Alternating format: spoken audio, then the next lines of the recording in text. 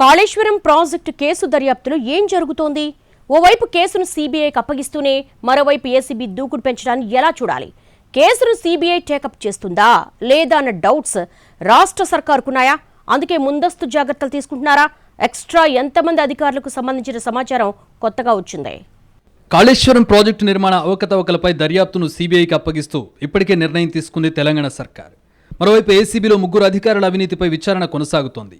ఇదే సమయంలో state vigilance ఒక నివేదికను ఏసీబీకి పంపింది.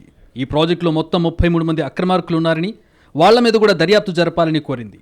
ఆ మేరకు విచారణకు అనుమతించాలంటూ ప్రభుత్వానికి లేఖ రాసింది ఏసీబీ. అయితే ఇక్కడే ఒక ప్రాథమికమైన ప్రశ్న వస్తోంది అందరికీ. ఓవైపు సీబీఐ దర్యాప్తు కోరుతూనే మరోవైపు ఏసీబీ విచారణలో దూకుడు పెంచడం ఏంటన్నది బిగ్ క్వశ్చన్. ప్రాజెక్టు నిర్మాణంలో అక్రమాలకు పాల్పడ్డ అధికారుల మీద చర్యలకు రంగం సిద్ధమైందని అంటున్నారు.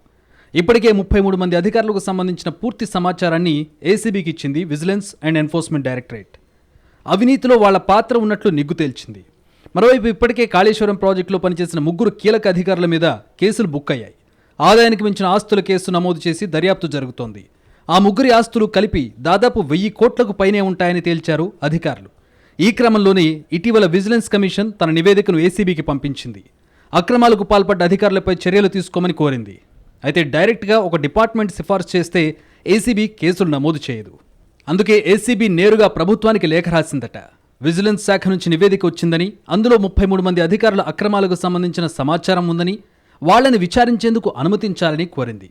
ప్రభుత్వం ఈ ఫైల్ని పరిశీలించి తదుపరి చర్యలకు ఆదేశించే అవకాశం ఉందంటున్నారు. ప్రభుత్వం నుంచి ఆదేశాలు రాగానే ఏసీబీ దూకుడు పెంచి విచారణ ప్రారంభించే అవకాశం ఉంది.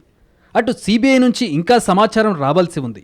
ప్రభుత్వం లేఖ రాసినా ఇప్పటిదాకా అటు నుంచి నో రియాక్షన్. అందులో కూడా రాజకీయ నాయకులతో పాటు అధికారుల అక్రమాల చిట్టా ఉందట. అయితే ఒకవైపు కేంద్ర హోంశాఖ దగ్గర ఫైల్ పెండింగ్లో ఉండగానే ఏసీబీ దూకుడు పెంచడంలో అర్థం ఏంటన్నది బిగ్ క్వశ్చన్. ఇన్ని రోజుల నుంచి రియాక్షన్ లేకపోవడంతో ఒకవేళ సీబీఐ కేసు టేకప్ చేయకపోతే ఎలాగన్న డౌట్ రాష్ట్ర ప్రభుత్వానికి వచ్చిందా అన్న చర్చ మొదలైంది. ఎటుపోయి ఎటొచ్చినా దర్యాప్తులో తేడా పడకుండా ప్రభుత్వం ముందు జాగ్రత్తలు తీసుకుంటోందా అన్న సందేహాలు వస్తున్నాయట తెలంగాణ పొలిటికల్ సర్కిల్స్లో.